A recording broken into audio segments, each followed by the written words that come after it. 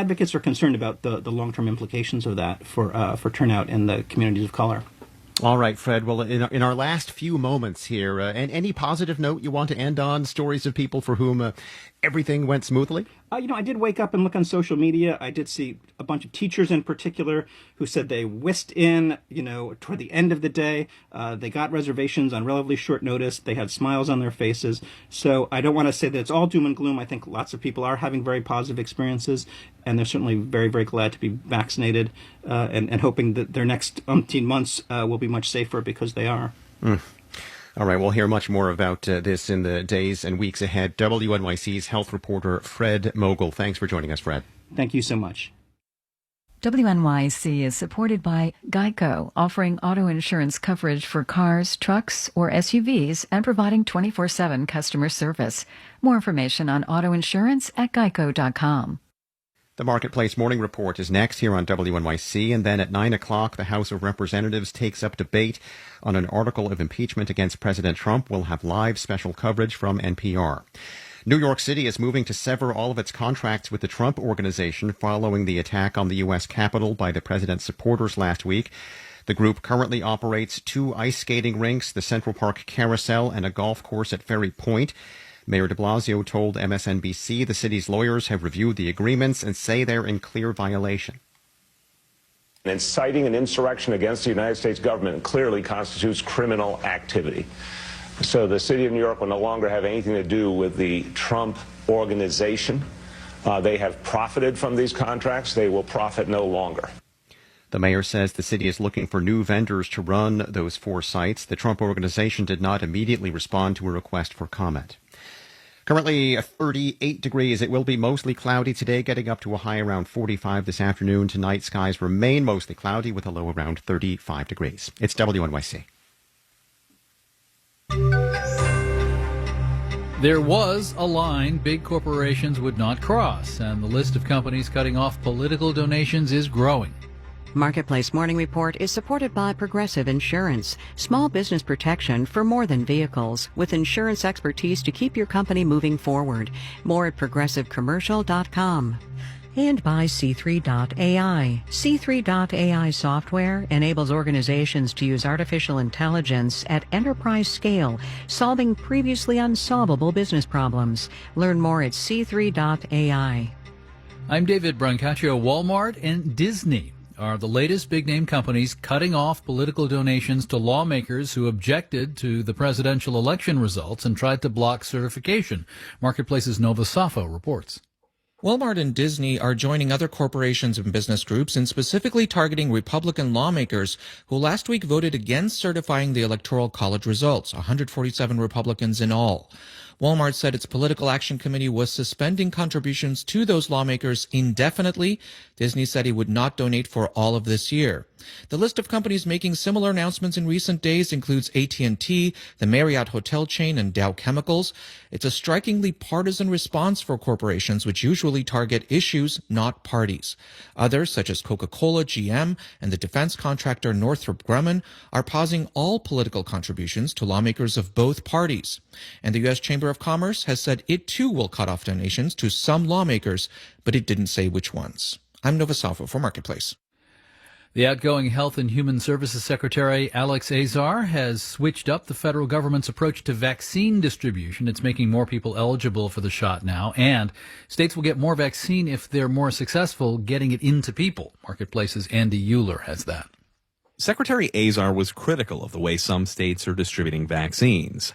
The new approach looks to reward those states that are the most efficient by giving them more doses. Josh Michaud is Director of Global Health Policy at the Kaiser Family Foundation. The reasons why a state might be slow in its vaccine rollout is not something that can be cured by changing the incentives on how many future doses they're going to get. Azar said states have 2 weeks to ramp up distribution and reporting to meet the new standards. The CDC has also expanded coronavirus vaccine eligibility to everyone 65 and older, along with people with conditions that might raise their risk of complications from COVID-19. The changes come a week before Joe Biden is sworn in as president. Claire Hannon is the executive director of the Association of Immunization Managers. This is creating a lot of confusion and chaos and anxiety. days before a new administration comes in. Azar said he will brief the Biden transition team on the changes. I'm Andy Euler for Marketplace. Dollar General stores are among the first retailers to offer to pay workers if they get the vaccine, 4 hours pay. Markets, S&P and NASDAQ futures are down 0.2%. The Dow future is down 0.1%. Marketplace Morning Report is supported by GEP. GEP helps businesses build more resilient supply chains with strategy, managed services, and AI-based cloud-native software, including the GEP Smart Digital Procurement Platform and GEP Next, real-time supply chain visibility and management software. GEP.com. And by Avalara, simplifying sales tax compliance with cloud-based solutions. Avalara automatically integrates with more than 700 of the most widely used ERP and e-commerce solutions. Avalara, tax compliance done right. And by Merrill. Merrill Edge Self-Directed Investing has tools to help clients find answers to questions. More at merrilledge.com/withinreach. Merrill Lynch, Pierce, Fenner & Smith Incorporated, registered broker-dealer. More now on the impeachment move today and carrying out the early Biden economic agenda, among other topics. Democrat Ro Khanna represents a big swath of California's Silicon Valley in the House of Representatives. Congressman, welcome. Thank you for having me on. Separate from whether the president deserves impeachment, to what extent could this and a Senate trial slow down Congress's ability to enact other policies in those, crucial early months of the new administration? I don't think it will slow it down. The Senate trial itself is just a few days. So having accountability, I think, will help this country actually heal. And then we have the rest of the time to pursue President Biden's agenda. The American Civil Liberties Union does not like Twitter turning off the outgoing president's Twitter account. Too much power over speech, private company, they think. What do you think? Well, first of all, we look at the First Amendment, the Brandenburg Standard. Speech is protected unless it incites imminent violence. And in this case, you had the president repeatedly inciting imminent violence. So I believe a ban on an account is appropriate. Now, it should be consistently applied. I mean, Khomeini has incited violence from his account as well. And I think that the permanent ban should apply left or right to any person on those platforms who's inciting violence. Do you think this stance that Twitter has taken is going to cost other social media companies because so many supporters of the president are outraged?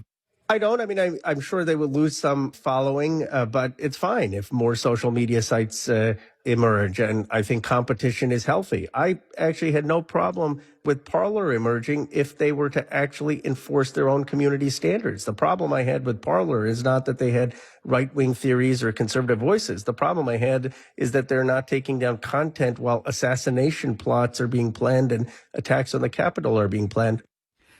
Now, you've taught law, antitrust law in particular, I understand, and you represent a good piece of Silicon Valley there. Are you expecting during this new administration the breakup of big digital companies?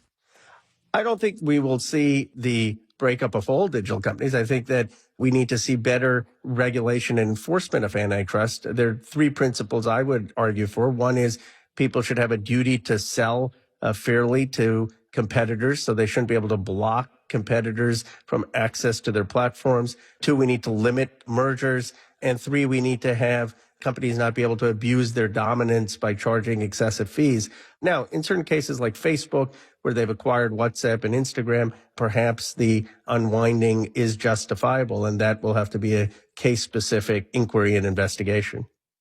Ro Khanna represents Silicon Valley, Democratic congressman from California. Thank you very much. Thank you for having me on. Given the pandemic and pandemic recession, Democrats like Khanna, who control the House, have adopted new rules that allow increases in federal spending without offsetting cuts elsewhere. More about the move away now from Pay As You Go in the director's cut of that interview, streamable at marketplace.org. I'm David Brancaccio with the Marketplace Morning Report. From APM, American Public Media. WNYC supporters include Apple TV Plus, presenting the A24 and Apple original film On the Rocks. A New York mother faced with doubts about her marriage teams up with her larger-than-life Playboy father to tail her husband. More at fyc.appletvplus.com. This is WNYC New York. I'm David First. We begin special coverage from NPR now as the House of Representatives takes up debate on a single article of impeachment against President Trump, as he could become the only president in history to be impeached twice. WNYC provides live special coverage now on 93.9 FM, AM 820, and WNYC.org. It's 38 degrees. We're expecting mostly cloudy skies through the day today, getting up to a high near 45 degrees. It's 9 o'clock. This is WNYC, FM, HD, and AM New York. This is live special coverage from NPR News. Joining you from Washington, D.C., the nation's capital, I'm Michelle Martin. And I'm Scott Simon. Good morning. Thanks for joining us. In a few minutes, the U.S. House of Representatives will begin debate on whether to impeach President Donald Trump again. Last night, lawmakers passed a non-binding resolution that calls on Vice President Mike Pence to invoke the 25th Amendment. Mr. Pence, in a letter to House Speaker Nancy Pelosi earlier last night, said he would not do that. So on to Plan B. Today, Congress will debate one article of impeachment to remove President Trump, the incitement of insurrection. We will carry the full debate here on NPR News. We will also fact-check or add context as needed. The fundamental act that lawmakers will judge today is rooted in a lie. The president lied for months about his election defeat, then sent his followers to the Capitol, where they besieged the very same lawmakers we will hear from today. Today, the president faces his second impeachment, of course, in the House of Representatives. He was impeached last year by Democrats in the House. Not a single Republican voted to impeach. This time, that will be different, and we will be on watch to see which members of his party put themselves on the record. Already a handful of Republicans, including the third-ranking Republican in the House, Liz Cheney of Wyoming, has said that they will vote to impeach the president. We're delighted to have with us a team this morning that includes NPR congressional correspondent Kelsey Snell, national political correspondent Mara Liasson, senior political editor Domenico Montanaro, and legal affairs correspondent Nina Totenberg. And Kelsey Snell, we'll start with you and just ask you to sort of set the table for us. This isn't a big mystery here. The president is almost certain to be impeached for a second time by the House of Representatives, which is dominated, of course, controlled by Democrats, as it was the last time. But I think what we're looking for this time is how much of a bipartisan effort this is going to be. Yeah, we know that 5 Republicans have already come out saying that they will vote for impeachment. That's Liz Cheney, as you mentioned, of Wyoming, Congressman John Katko of New York, Fred Upton of Michigan, and Adam Kinzinger of Illinois, and Jamie Herrera Butler of Washington State. We're waiting now to see how many more will join them. It would not be particularly surprising if we didn't see statements from all of the people who decide to vote to impeach. They may walk onto the floor, cast their vote, and leave, because this is a difficult and divisive vote for Republicans, many of whom believe that the Republican Party is the party of Trump, many of whom feel that a lot of their supporters are President Trump supporters, and they worry about alienating those voters ahead of an election that is, again, already almost upon us, even though we just finished the last one. I think we should also remind people that the article of impeachment in question is incitement of insurrection, and it's written to walk through the events of January 6th, starting with reminding people that the Congress was in a joint session to do their constitutional duty of affirming the election. When President Trump spoke to his supporters near the White House, the article specifically cites the president's speech where he says, if you don't fight like hell, you're not going to have a country anymore. After that, his supporters moved towards the Capitol, and that is when the mob attack ensued. I think the Liz Cheney's participation as the number 3 Republican, staunch, national conservative, national security conservative. I think that just because of her ranking in the party, that surprised a number of people that she's willing to vote for impeachment. Is that the biggest surprise here? Are there any others or anything else you want to comment on?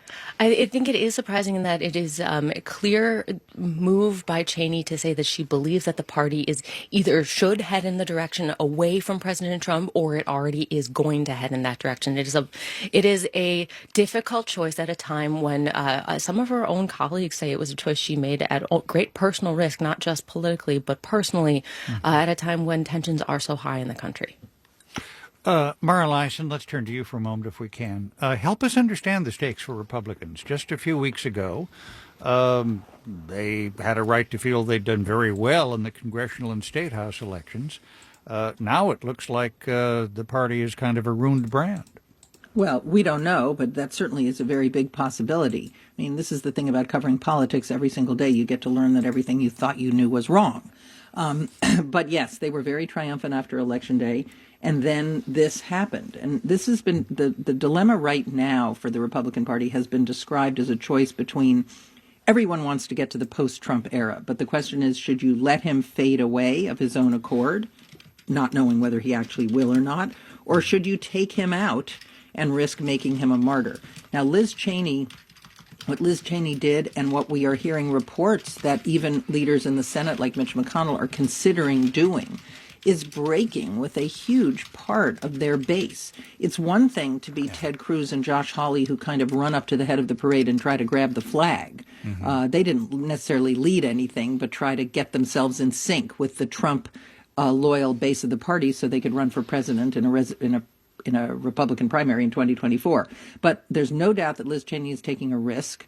And every one of the Republicans who vote for impeachment are taking a political risk. There are already promises from people to primary any Republican who doesn't stand with Trump. Don't forget, a lot of Trump's speech at the Ellipse on Wednesday was aimed at Republicans, not Democrats. He wanted his supporters to march to the Capitol and put pressure on Republicans who were not going to vote to throw out the election. And that's what he wanted. So this is a huge split in the party, and we don't know how it will resolve itself. And not to minimize it, some personal risk from what we hear, too. I mean, personal risk. There have been death threats all over the country for Republican officials, especially, as you saw in Georgia, for the Republican officials who were in charge of certifying the vote. This is a very fraught time. This is the biggest political violence that we have seen. Some people say since the Civil War. Some people say since 1968. But this is a very fraught moment. We don't know if the Republican Party is going to break apart, end up in a civil war, in effect, or whether they will do what they've been able to do in the past, which is take a kind of fringe movement like the Tea Party or some kind of a faction and absorb it into the party without violence. By the way, we want to note that lawmakers took the Pledge of Allegiance this morning on the floor of the House. They heard a prayer from the brand new House chaplain, Rear Admiral Margaret Grun-Kibben, who is a Presbyterian minister and is the first woman to hold that position. Her first day on the job was on Wednesday. As a matter of fact, here we have that invocation.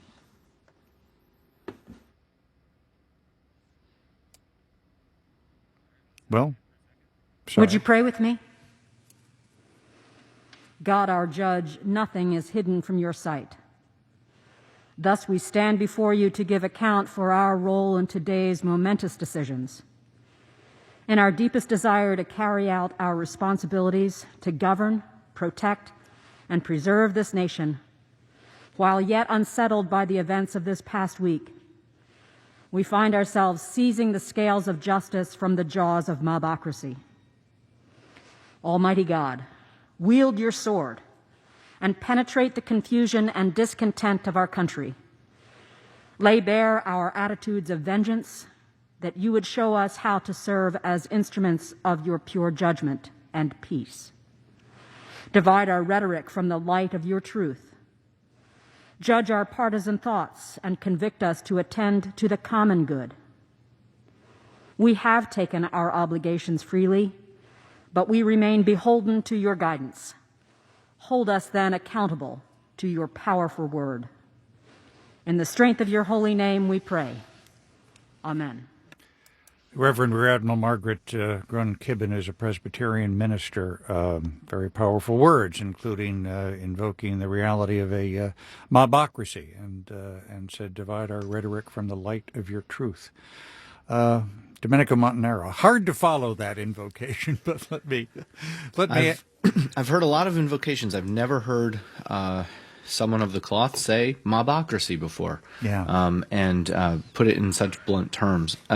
This is a historic day. No president's ever been impeached twice, and that shouldn't be overlooked. And yes, there's going to be a largely partisan vote on this, but it's going to be marginally bipartisan, and far more so than the last time President Trump was impeached in the middle of his presidency, or toward the at least toward the beginning of the end, I guess, of his presidency of the last year. This effort, we should note, is not going to remove him because he'll be gone before the Senate takes it up. The Senate is adjourned until January 19th.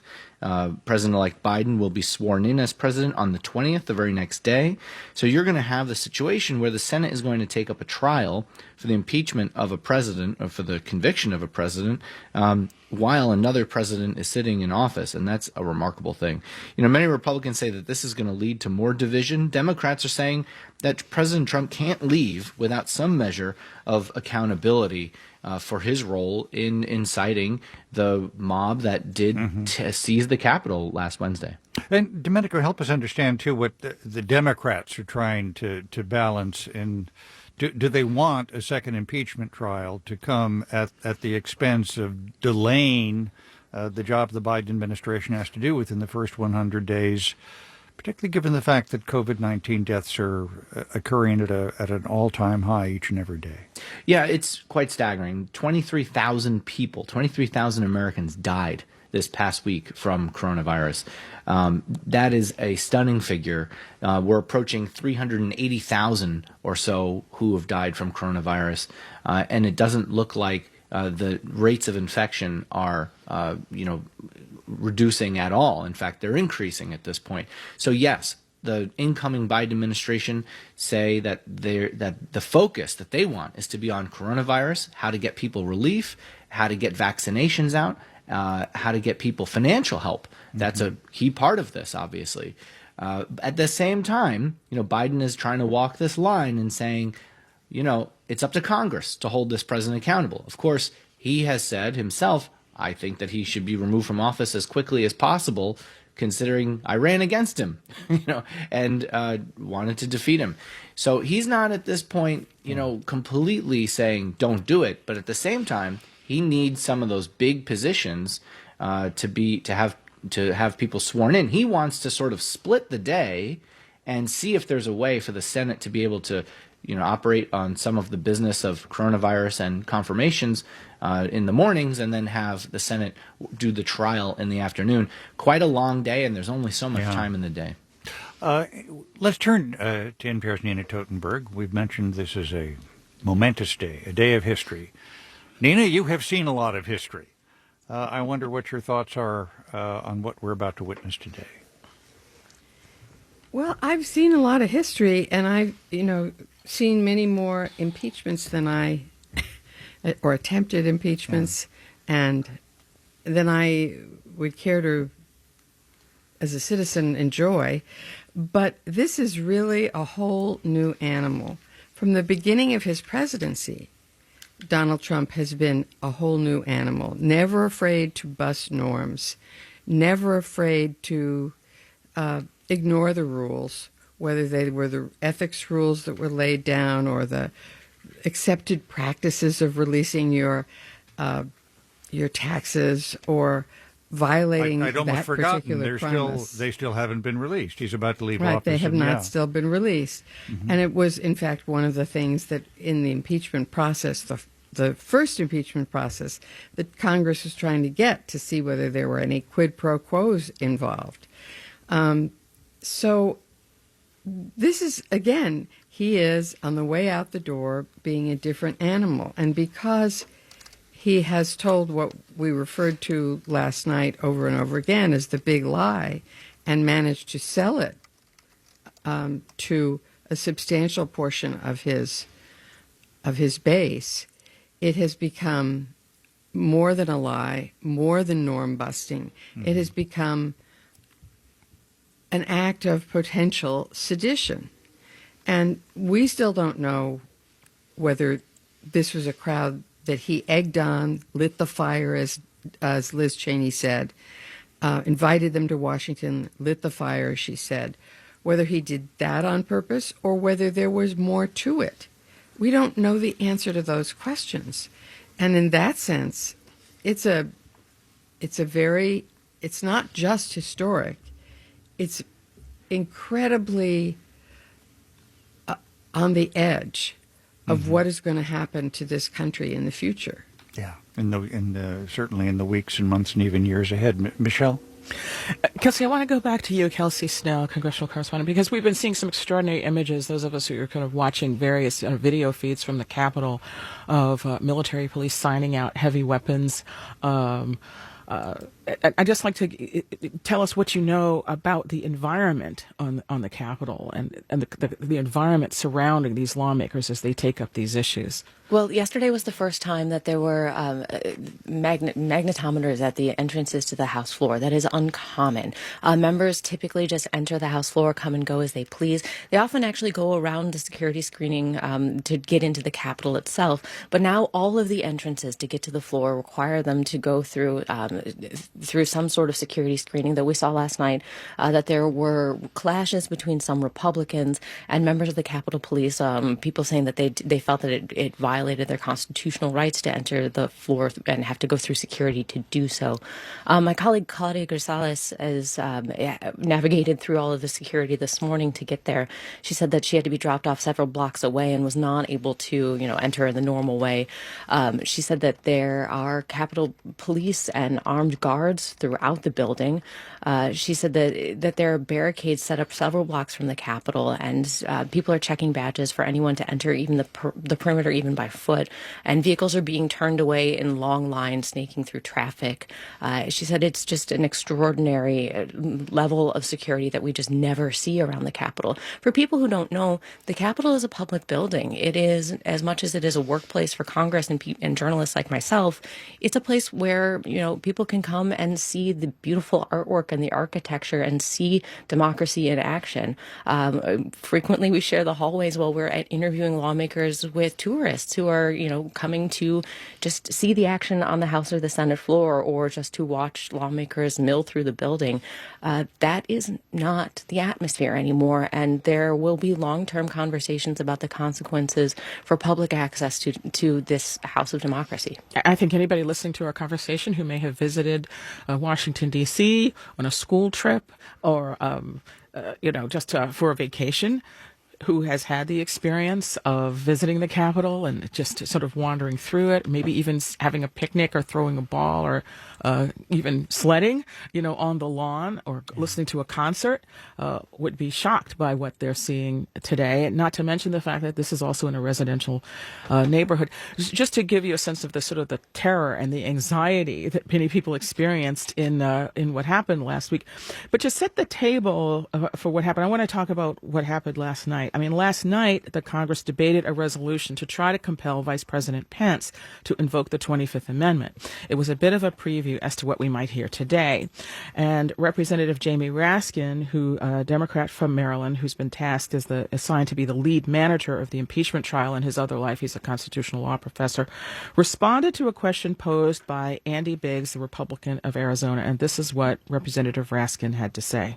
Mr. Speaker, the gentleman reasonably poses the question, why are we doing this?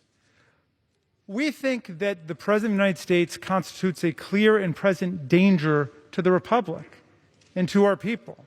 For example, on the white supremacist websites that helped to build the president's mob, they are now calling for a return engagement on the days of January 19th and 20. They are calling again for an attack on the Capitol, and they're calling again for the state legislatures now in 50 states to be surrounded. What will the attitude be of the President of the United States? Will he give them aid and comfort? Will he wink at them? Will he send them positive tweets and messages calling them patriots? Also on extreme right-wing websites, they are calling for the president to pardon the organizers of the armed violent insurrection that took place in this body not even a week ago. And what if the president decides to pardon them? We know this president is not living up to the most minimal duties of his office. That's why we are doing this, to protect the public. And there were some Republicans, North Carolina Republican Dan Bishop specifically, who felt that it was, I believe he referred to it as the attempt to invoke the 25th Amendment. He called it an attempt to intimidate and bully Vice President Pence, and rejected that idea. Of course, the most powerful rejection for the possibility came from Vice President Pence himself, who said that he just wasn't going to do that. We will note that I gather the rules are being presented now on the House, and Representative McGovern of Massachusetts, who is the chairman of the Rules Committee, is speaking, and debate, of course, will begin soon. Here's Representative McGovern. Gathered here to fulfill our constitutional duty, tallying the Electoral College victory of President-elect Biden and Vice President-elect Harris after a free and fair election. This is largely a ceremonial role for the Congress, one that sends a message to the world that democracy in the United States persists. But at a rally just a mile and a half down Pennsylvania Avenue, Donald Trump and his allies were stoking the anger of a violent mob. A member of this very body proclaimed on that stage, "Today is the day American patriots start taking down names and kicking ass." Trump's personal attorney, Rudy Giuliani, called for trial by combat. Then Donald Trump told the crowd, "We're going to have to fight much harder. You will never take back our country with weakness." Even though, according to his own administration, that this election was the most secure in our history, Donald Trump repeated his big lie, that this election was an egregious assault on democracy. Vice President Pence, he said, was going to have to come through for us. Trump then told this mob to walk down to the Capitol. The signal was unmistakable. These thugs should stage a coup so Donald Trump can hang on to power. The people's will be damned. This beacon of democracy became the site of a vicious attack. Rioters chanted, "Hang Mike Pence," as a noose and gallows were built a stone's throw from the Capitol steps. Capitol police officers were beaten and sprayed with pepper spray. Attackers hunted down lawmakers to hold them hostage or worse. Staff barricaded doors. People sent text messages to their families to tell them they loved them. They thought they were saying goodbye, Mr. Speaker. This was not a protest. This was an insurrection. This was a well-organized attack on our country that was incited by Donald Trump. Domestic terrorists broke into the United States Capitol that day, and it's a miracle more people didn't die. As my colleagues and I were being evacuated to safety, I never, ever will forget what I saw when I looked into the eyes of those attackers right in the Speaker's lobby there. I saw evil, Mr. Speaker. Our country came under attack, not from a foreign nation, but from within. These were not protesters. These were not patriots. These were traitors. These were domestic terrorists, Mr. Speaker. And they were acting under the orders of Donald Trump. Now, some of my colleagues on the other side have suggested that we just move on from this horror. But to gloss over it would be an abdication of our duty. Others on the Republican side have talked about unity. But we can't have unity without truth and without accountability. And I'm not about to be lectured by people who just voted to overturn the results of a free and fair election. America was attacked, and we must respond, even when the cause of this violence resides at 1600 Pennsylvania Avenue. Each of us took an oath last week. It wasn't to a party, and it wasn't to a person. We vowed to defend the Constitution. The actions of Donald Trump have called each of us to fulfill that oath today. I pray that we rise to this responsibility, because every moment Donald Trump is in the White House, our nation, our freedom is in danger. He must be held to account for the attack on our Capitol that he organized and he incited. I solemnly urge my colleagues to support this rule and the underlying article. The damage this building sustained can be repaired, Mr. Speaker. But if we don't hold Donald Trump accountable, the damage done to our nation could be irreversible.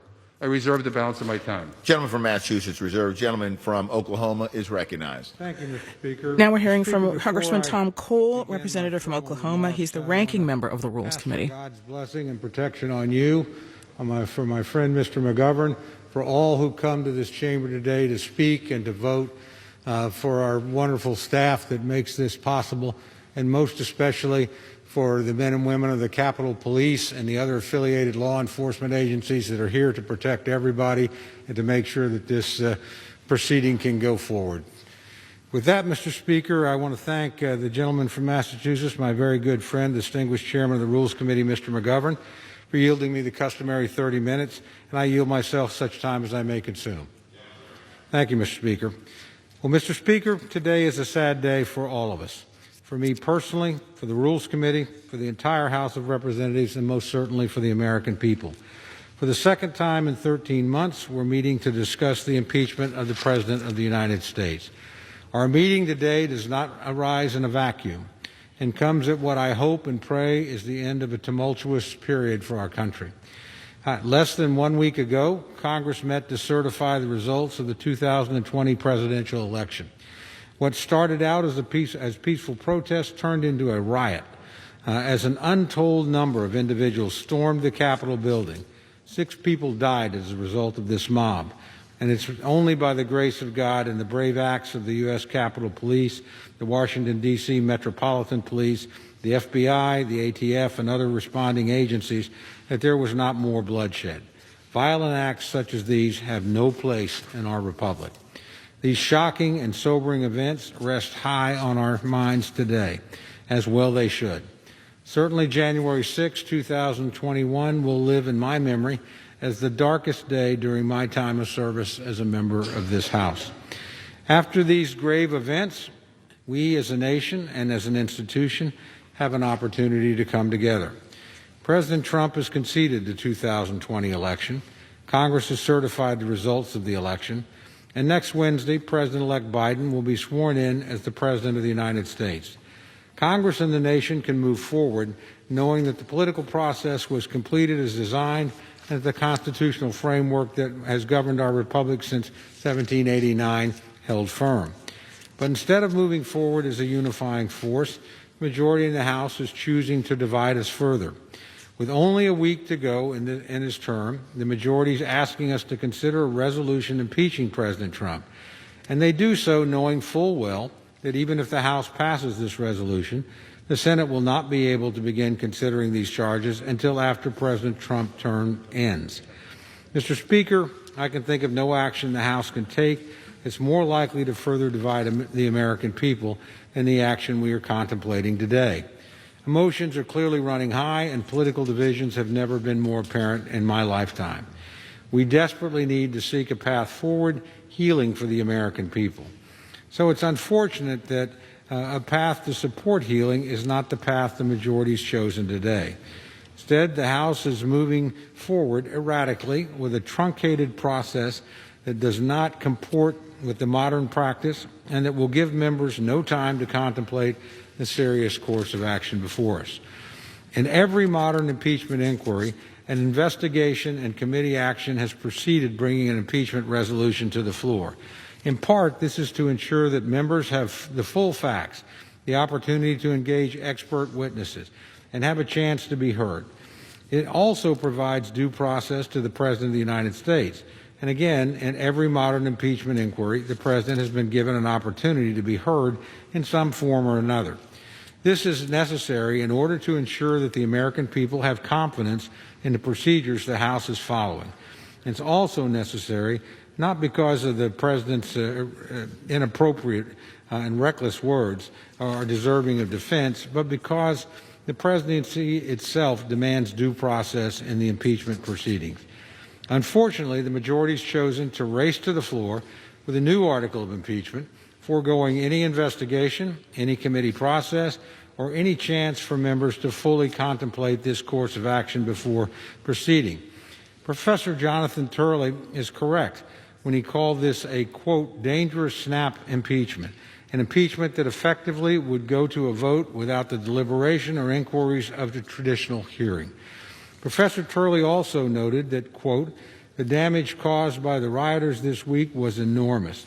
However, it will pale in comparison to the damage from a new precedent of a snap impeachment, unquote. If the majority is seeking consensus, this is hardly the way to create it.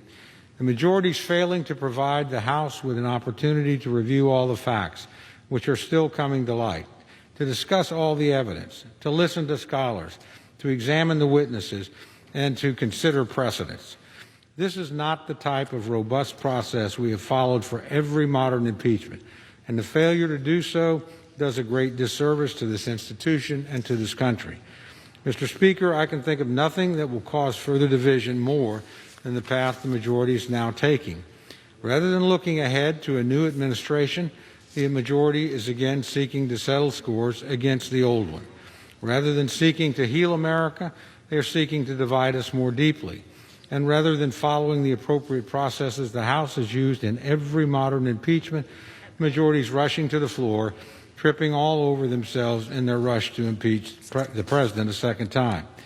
What's worse, though the majority seems to believe that this course of action is self-evident, and that's simply not the case. I have to tell them it's not. Members that have reviewed the same conduct and have come to dramatically different conclusions. Legal scholars like Professor Turley and Professor Alan Dershowitz, both of whom condemned the president's statements, believe that his statements are not impeachable. I know other scholars have different points of view. Given this difference of opinion, shouldn't we have a better process than this?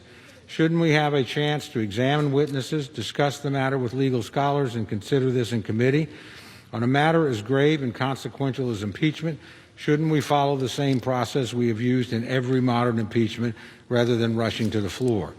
On behalf of generations of Americans to come, we need to think more clearly about the consequences of our actions today. The fact of the matter is, Mr. Speaker, there is no reason to rush forward like this, other than the very obvious fact that there are only 7 days left until a new president takes office. But what's worse, as Professor Dershowitz has pointed out, because of the Senate's rules, the case cannot come to trial in the Senate until 1 p.m. on January the 20th, 1 hour after President Trump leaves office. This is an ill-advised course, in my opinion, Mr. Speaker. Even Senator Joe Manchin, a Democrat, agrees. Senator Manchin is quoted this week as having said, quote, "I think this is so ill-advised for Joe Biden to be coming in, trying to heal the country, trying to be the president of all the people when we're going to be so divided and fighting again. Let the judicial system do its job," unquote. So what then is the point of the rush to impeach? We are coming off a horrific event that resulted in 6 deaths. We have an opportunity to move forward, but we cannot if the majority insists on bringing the country through the trauma of another impeachment. It will carry forward into the next president's term, ensuring that he will struggle to organize his administration. What's worse, it will continue to generate the bitterness so many of us have opposed. Why put us through that when we can't actually resolve this before the end of the president's term? Mr. Speaker, I think my colleagues in the majority need to think about this more soberly. We need to recognize we are following a flawed process. We need to recognize that people of goodwill can differ.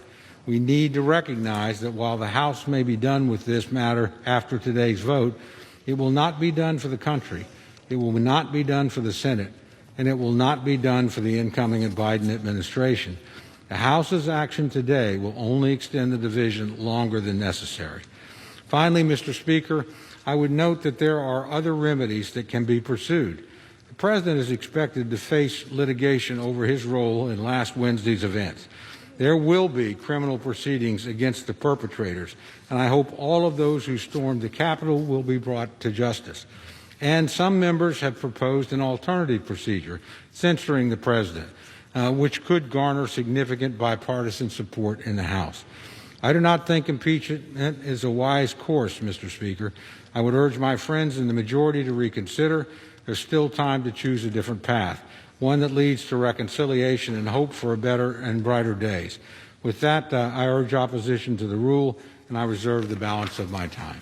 Gentleman from Oklahoma Reserve, gentleman from Massachusetts is recognized. Mr. Speaker, I ask unanimous consent to insert in the record the powerful statement by Congresswoman Liz Cheney, who is the chair of the House Republican Caucus, Congressman entitled, McGovern, Massachusetts. I will vote to impeach the President. Without objection. And I just want to be clear about one thing. If we vote to impeach the President today and we send it over to the Senate, there is nothing to prevent the Senate from taking it up immediately if Senate Majority Leader Mitch McConnell decides that he wants to proceed, number one. Number two, we all want to talk about unity. I can't think of anything that would unify this country more if there was a big bipartisan vote in favor of impeachment. Every second that this President remains in office is a danger to this country and to the world. We have no idea what he is capable of doing, whether he'll pardon these terrorists, whether he will go to war. So I would urge all my colleagues on both sides to support this rule and the impeachment resolution. I yield 1 minute to the gentlewoman from California, Ms. Chu. He's recognized for 1 minute. Last week, I hid in an office for hours, terrified to open the door because I did not know if a rioter was on the other side ready to attack, kidnap, or murder me. But my experiences were just the tip of the iceberg. The U.S. This is Capitol Representative Judy was Chu of targeted, California. besieged, and ransacked on January 6th by a murderous mob holding a noose for Vice President Pence and targeting Speaker Pelosi. Their rampage resulted in destruction and 5 people dead. We were attacked by terrorists, but this time the terrorists were radicalized right here in the United States. Worse, they were radicalized by the president, who intentionally lied to his supporters that the election was stolen and then told them when to come to D.C., where to protest, and who to direct their anger at.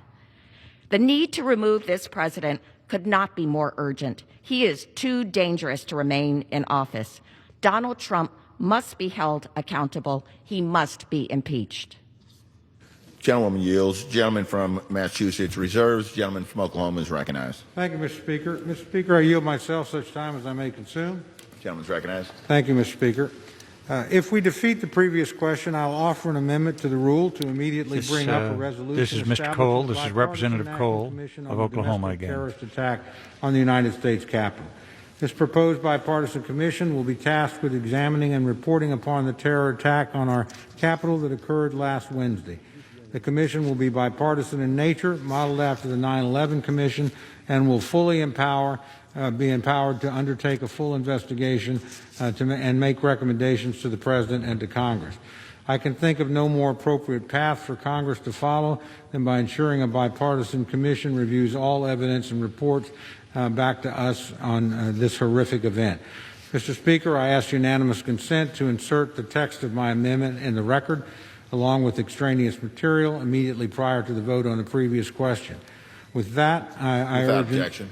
Thank you, Mr. Speaker. With that, I urge a no vote on the previous question. I yield 4 minutes to my good friend, Mr. Davis of Illinois, the ranking Republican member on House Administration, for a further explanation of this amendment.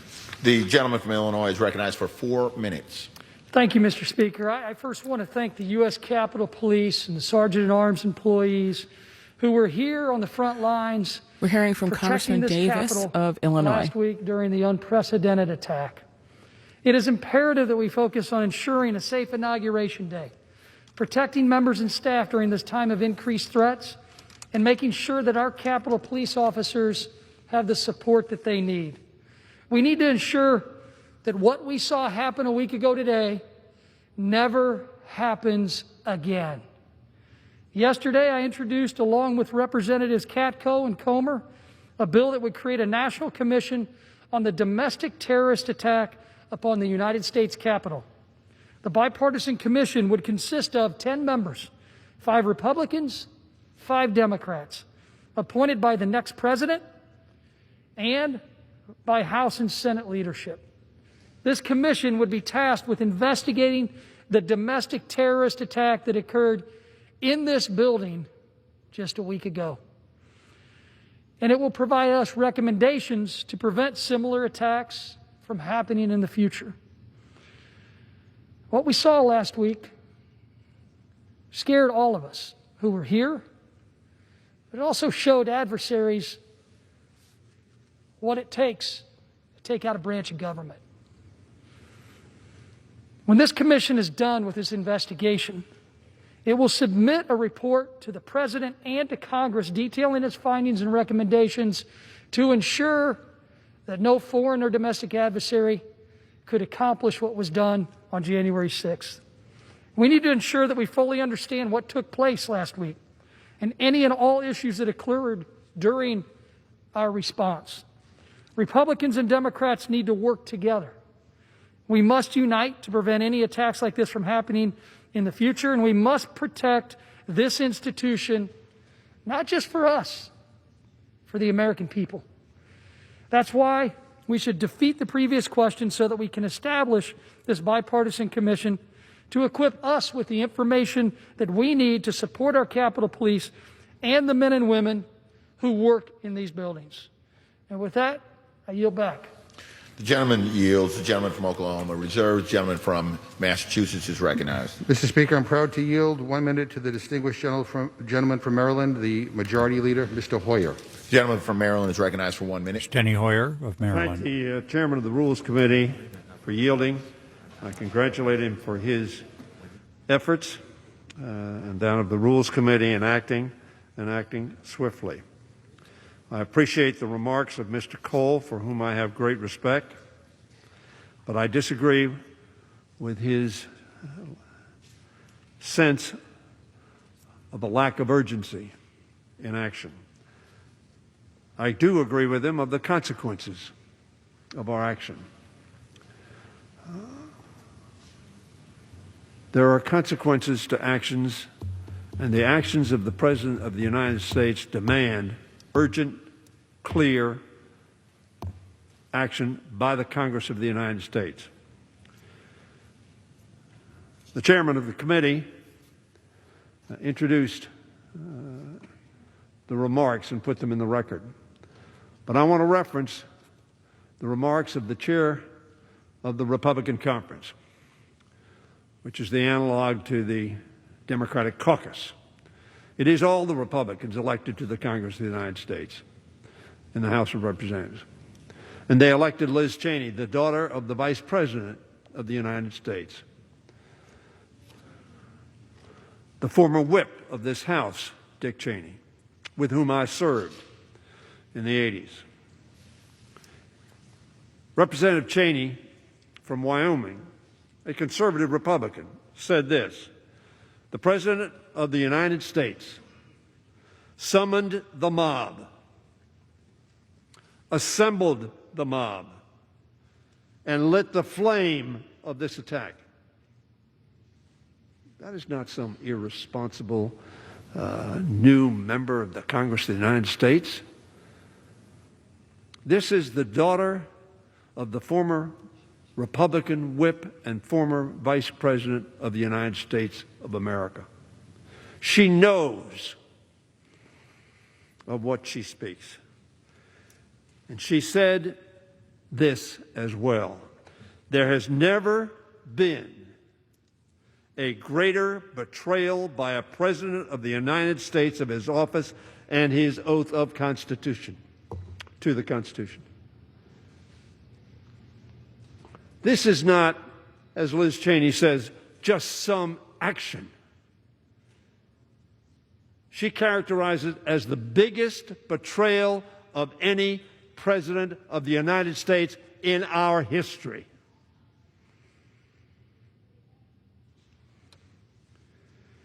Mr. John Katko, not a backbench Republican who just got here and doesn't know what's going on. Mr. John Katko, who is the ranking Republican on the Homeland Security Committee,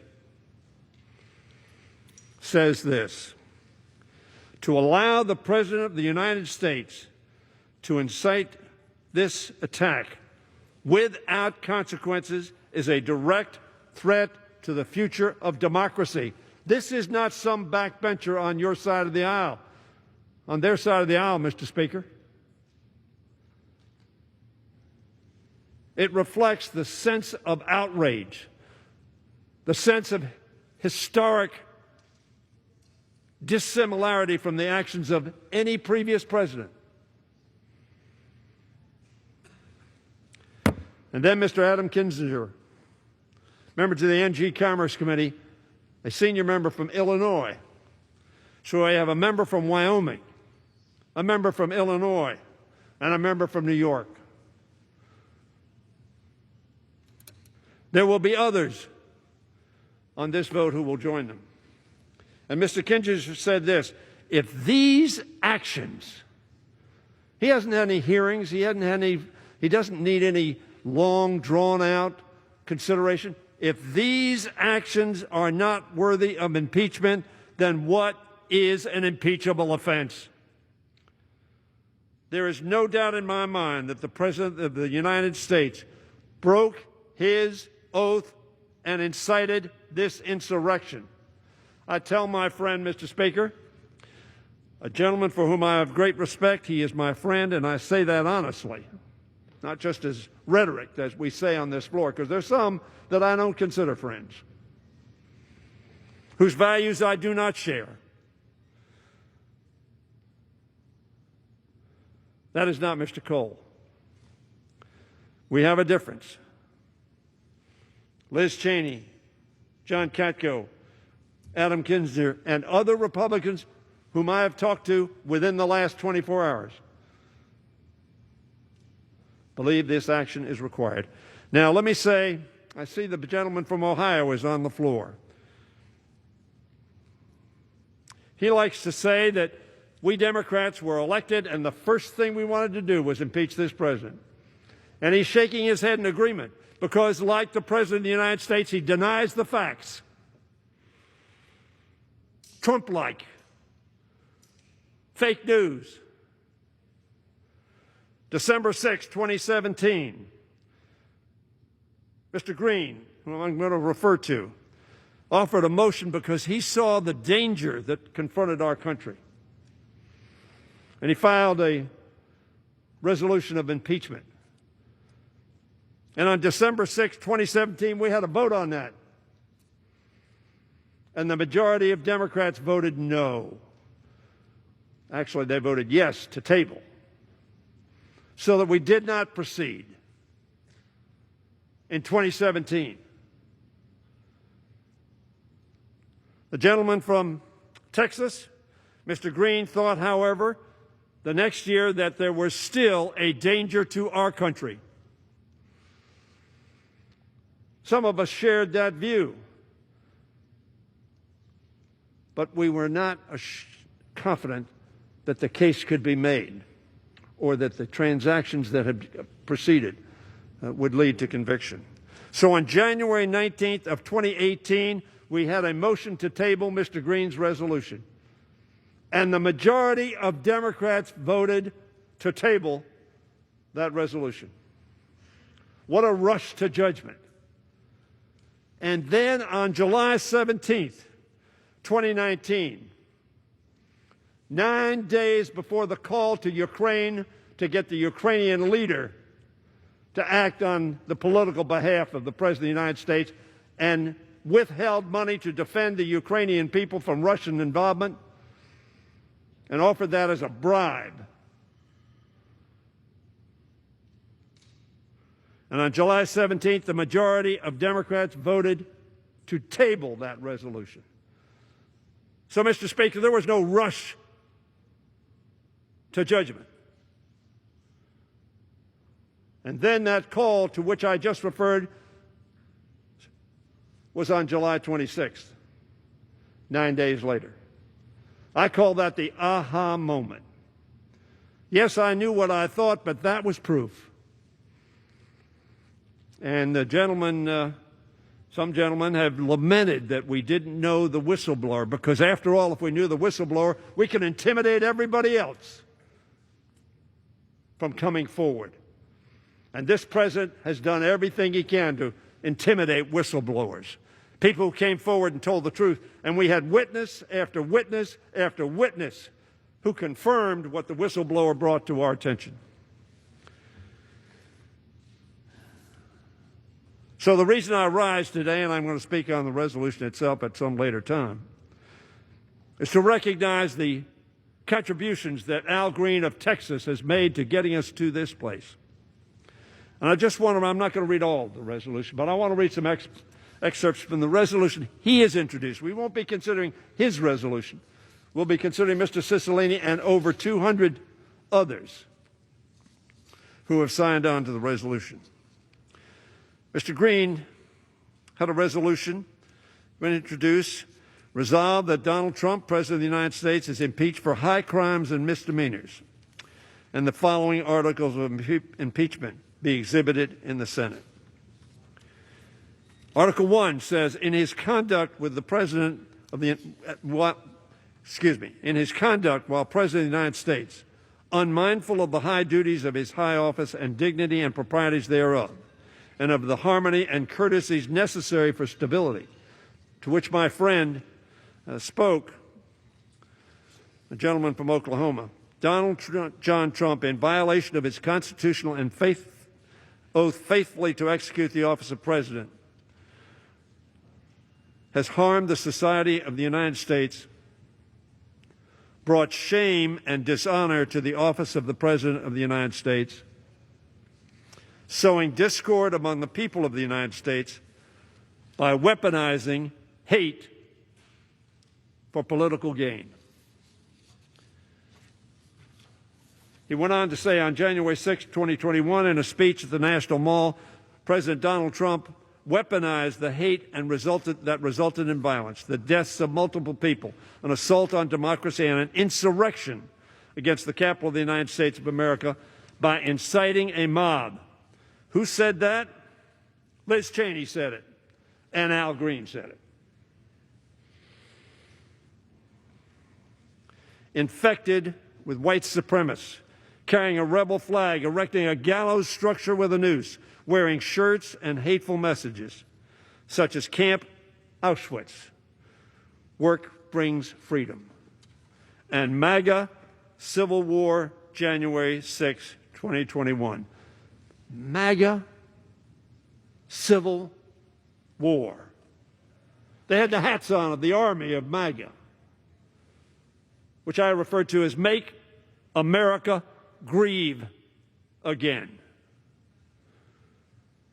We grieved at Fort Sumter. We grieved on December 7th, 1941, and we grieved on 9/11. And yes, we grieved on January 6th of this year. He goes on to say what the president told this mob that Liz Cheney said was recruited by the President of the United States. And I quote, this is the president talking to this mob. All of us here today do not want to see our election victory stolen by a bold and radical left Democrats, like the Secretary of State in Georgia and the governor of Georgia,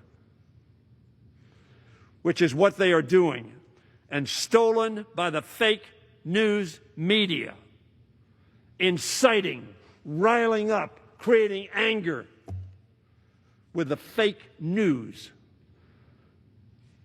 and lies that the President of the United States said to these folks. That is what they have done and what they are doing, the President continued. We will never give up. We will never concede. It doesn't happen. You don't concede when there's theft involved. And so what did they do? Incited by this president, as Liz Cheney said, as John Katko said, as Adam Kinzinger said, and frankly, what Secretary Chao acted upon, and what the Secretary of Homeland Security acted upon, and what so many others in the administration have acted upon, disgusted, dismayed, and disheartened by what their president had done. They got out. They quit.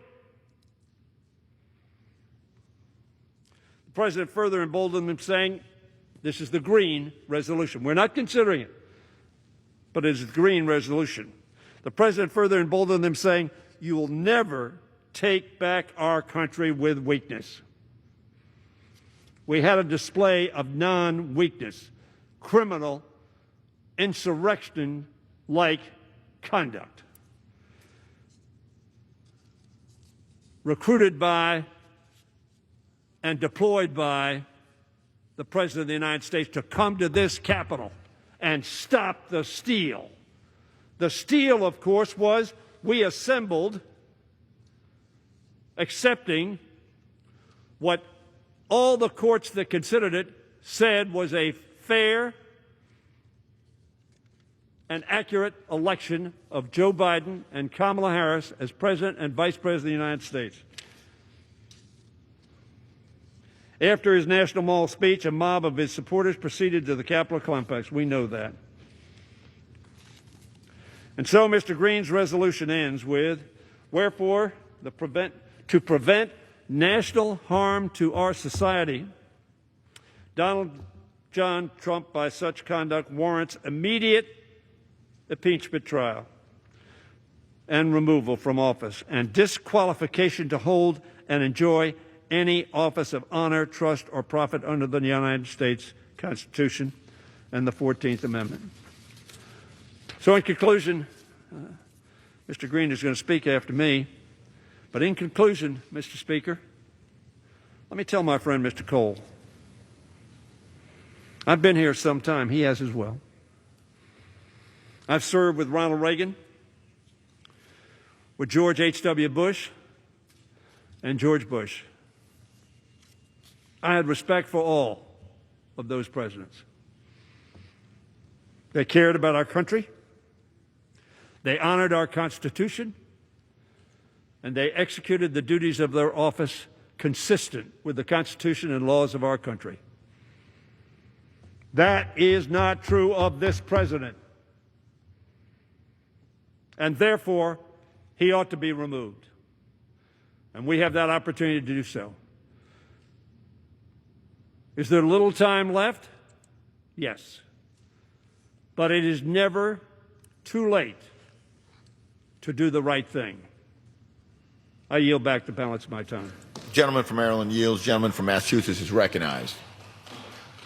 Speaker, at this point, I'd like to yield 1 minute to the gentleman from Texas, my good friend, Mr. Green. Gentleman from Texas is recognized for 1 minute. We just heard from House Majority Leader Steny Hoyer, and we're now hearing from Representative Al Green of I had Texas. tears to well in my eyes as I heard Mr. Hoyer, and I know that hearts are hurting. It's a very sad time in the history of our country.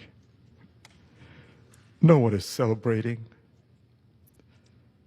No one wants to see this occur. I was at the Rules Committee by way of Zoom. I was there for the entire hearing. Those members on the other side, this is something that they understand and they take seriously. Regardless as to what's said, I could sense that they're hurting too.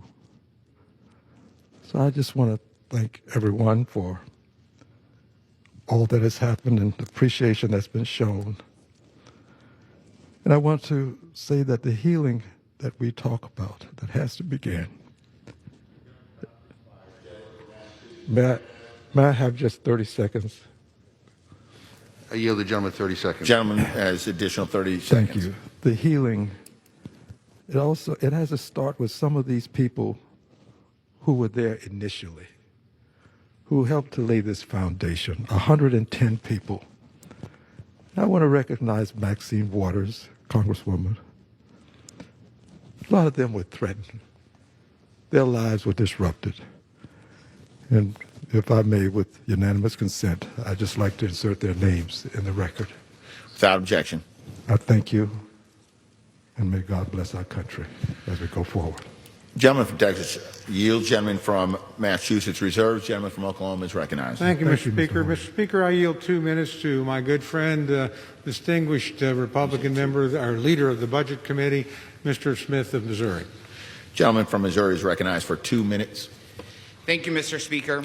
If we defeat Smith the of previous Missouri. question, we will amend the rule to immediately bring up the bill establishing a bipartisan national commission on the domestic terror attack of the United States Capitol. You're listening to the House of Representatives at the U.S. Capitol debating the impeachment of President Trump. This is live special coverage from NPR News. This is WNYC FM, HD and AM New York, WNJT 88.1 Trenton, WNJP 88.5 Sussex, WNJY 89.3 Netcong, and WNJO 90.3 Toms River. Last week, why the security apparatus failed and how we can ensure it never happens again. Less than 50 feet from where we stand in this room, a young lady lost her life through those doors. Through those doors. I was in this chamber when those gunshots rang. That is real stuff. That should never happen in the people's house. For the first time, can the House Democrats and the Speaker of the House put the people before politics? Please put the people before politics. This is live special coverage from NPR News. You're listening to the House of Representatives at the U.S. Capitol, debating the impeachment of President Trump. People before politics. President Trump will be leaving in 7 days. Let's try to heal this nation. Let's listen to the American people. This is the people's house. Let's operate for the people. This country is hurting. The people are hurting. Our colleagues are hurting. This is a reckless impeachment. This will only bring up the hate and fire more than ever before. Have a conscience. Put the people before politics. Gentleman's time's expired. Unify Gentleman from this Oklahoma country. is recognized. Gentleman from Oklahoma reserved. Gentleman from Massachusetts is recognized. Mr. Speaker, let me remind all of my colleagues that what happened on Wednesday would not have happened if it weren't for the occupant in the White House. And if we want to put the people first, we all ought to vote to impeach him and remove him from office as soon as possible. With that, I yield 1 minute to the gentlewoman from California, Ms. Brownlee. Gentlewoman from California is recognized for 1 minute. Mr. Speaker, today is a defining moment in our history. Congress was attacked by a mob directed by the President of the United States. It was a horrible, terrifying situation, but we all know deep in our hearts that it could have been much, much worse. We simply cannot let it stand. We cannot let it stand for the very soul of our democracy. We cannot let the President of the United States leave office without acting. We are the oldest constitutional republic in the world, and our This capital Congresswoman is the Juliet sacred Brownlee, symbol a of Democrat our from great democracy. California. To my colleagues across the aisle, I appeal to your sense of service and duty to our nation and to the oath we all swore to uphold. Before we are Democrats and Republicans, we are Americans. Let us come together to fulfill our oath by voting for the resolution before us and by defending, preserving, and honoring our democracy. I yield back. The gentlewoman yields. Gentleman from Massachusetts reserves. Gentleman from Oklahoma is recognized. Thank you very much, Mr. Speaker. Mr. Speaker, I yield 2 minutes to one of our new members, distinguished gentlelady from South Carolina, Ms. Mace, and note that this is her first speech on the House floor. Gentlewoman from South Carolina is recognized for 2 minutes. Thank you, Mr. Speaker. And this is not the reason why I wanted to give my first speech in our chambers, in our hallowed halls. This is not what I wanted to do in my first week in office. But after the violent events of last week, watching and witnessing how heartbreaking this was, thank God I sent my kids home on Monday morning because I was worried about the rhetoric leading up to the events and to the rally on January 6th. The violence that could transpire. A newly elected freshman member from South Carolina, and Representative Nancy Mace is from Mr. Charleston Speaker, area. the President of the United States, the U.S. House of Representatives has every right to impeach the President of the United States. But what we're doing today, rushing this impeachment in an hour or 2 hour long debate on the floor of this chamber bypassing judiciary poses great questions about the constitutionality of this process.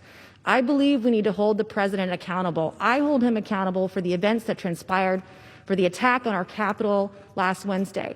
I also believe that we need to hold accountable every single person, even members of Congress, if they contributed to the violence that transpired here. But today I'm asking my colleagues to remember the words of the legendary, the great leader in this country, Dr. Martin Luther King, who once said, "The time is always right to do what is right." And if we're serious about healing the divisions in this country, Republicans and Democrats need to acknowledge this is not the first day of violence we've seen. We've seen violence across our country for the last 9 months. And we need to recognize, number one, that our words have consequences, that there is violence on both sides of the aisle. We've contributed to it. We need to take responsibility for our words and our actions. We need to acknowledge there is a problem, take responsibility for it, and stop being part of the problem and start being part of the solution.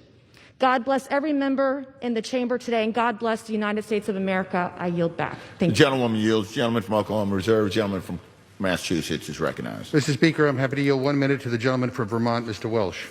Gentleman from Vermont is recognized for 1 minute. Mr. Speaker, our government is founded on the principle all power. We're hearing now from Peter Welsh, a Democrat from Donald Vermont. Trump challenged this principle in 2 ways: deceit and violence. The deceit is repeated and baseless assertion of an electoral fraud. The violence, the attack on the United States Capitol on January 6th. The mob was assembled by Donald Trump, incited by Donald Trump, and in service of Donald Trump's effort to overturn, through violence, what he lost at the voting booth. The violent mob breached the Capitol, killed and injured Capitol Police, destroyed property, threatened the Vice President, members of Congress, and staff, all to obstruct the peaceful transfer of power. If we want unity, we must have accountability. So the question before this Congress: will Congress condone through acquiescence or condemn through impeachment Donald Trump's violent acts to overturn the election? Gentleman, Congress time's must expired. impeach. Gentleman from Massachusetts I yield is back. reserves. Gentleman from Oklahoma is recognized. Thank you very much, Mr. Speaker. Mr. Speaker, I yield 2 minutes to the distinguished Republican leader of the Judiciary Committee, Mr. Jordan of Ohio. Gentleman from Ohio is recognized for 2 minutes. Thank the gentleman for yielding, Mr. Speaker. In his opening remarks, the Democrat chair of the Rules Committee said that Republicans last week voted to overturn This the is results Jim Jordan of of an election. Ohio. Guess who the first objector was on January 6, 2017? And we will note he is wearing First a jacket objector, on the floor of the House. the Democrat chair of the Rules Committee. And guess which state he objected to? Alabama. The very first state called, Alabama. President Trump, I think, won Alabama by like 80 points. Actually, he won it by 30 points. They can object to Alabama in 2017, but tell us we can't object to Pennsylvania in 2021?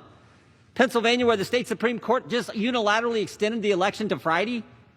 Pennsylvania, where the Secretary of State unilaterally changed the rules, went around the legislature in unconstitutional fashion? Pennsylvania, where county clerks in some counties, and you can imagine which counties they were, let people fix their ballots against the law, cure their ballots, their mail-in ballots, direct violation of the law. And they tell us we tried to overturn the election.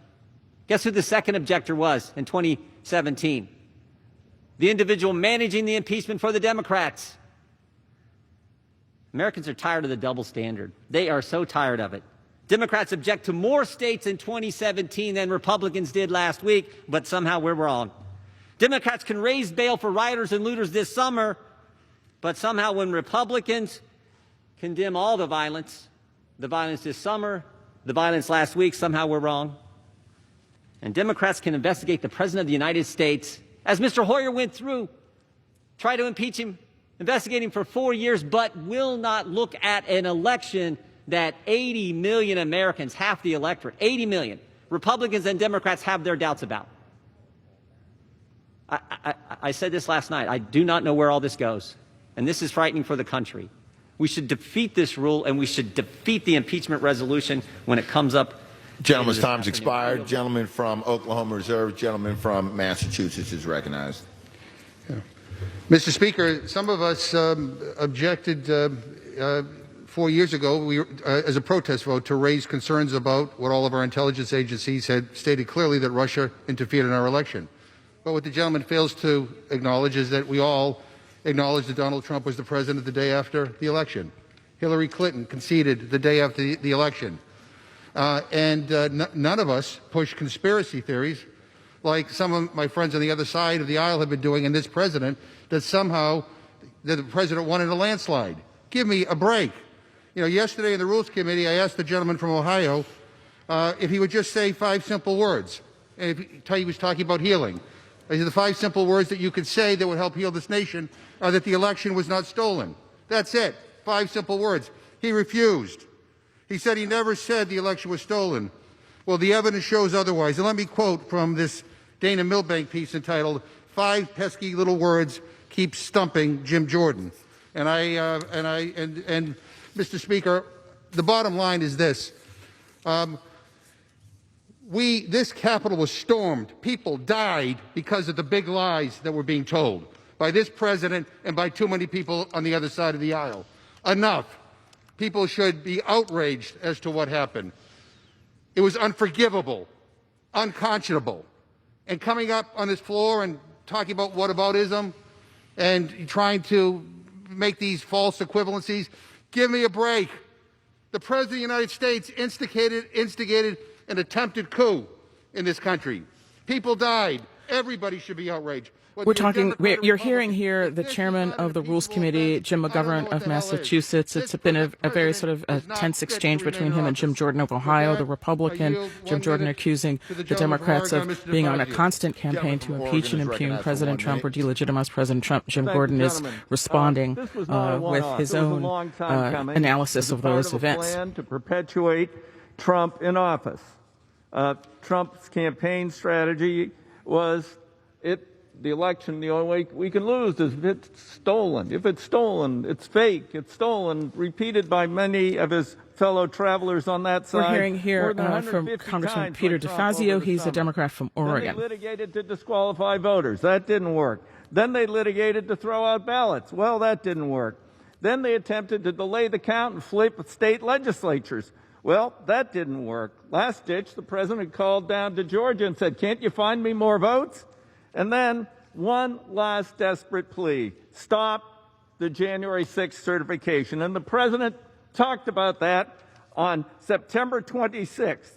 He said, you know, if it goes to Congress, there's 1 vote per state, and we have an advantage. So I think this was part of a plan to disrupt the Electoral College of the United States. Giuliani, trial by combat.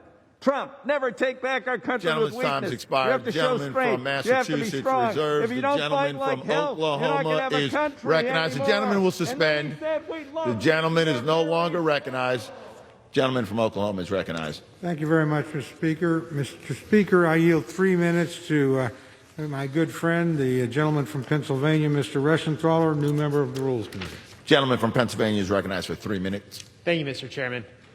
I'm deeply troubled by last week's attack on our Capitol, and I pray for the families of Officer Sicknick and Officer Liebengood. As I have been saying all summer long, violence and rioting has no place in America, and the criminals responsible for last week's rioting must be brought to justice.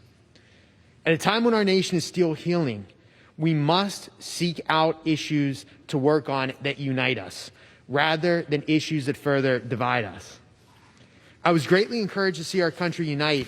This is Representative Guy Reschenthaler from Pennsylvania. The debate clearly growing a little more pointed and restive now between members, even as they call themselves my good friends. President Trump is committed to a peaceful and uninterrupted transfer of power.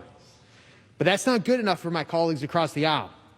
With just 7 days left in President Trump's term, they are fast-tracking impeachment proceedings, a move which will no doubt further divide an already fractured nation. Even House Democrats' last impeachment effort, which was rushed through in record time, at the very least that had expert input, depositions, hearings, and deliberation. This latest attempt at impeachment ignores all precedent and ignores all due process. It cannot be voted on in the Senate before Joe Biden is sworn into office. I'm also very concerned by the charge against the president of quote-unquote incitement of insurrection. At his rally, President Trump urged attendees to quote-unquote peacefully and patriotically make your voices heard. There was no mention of violence, let alone calls to action.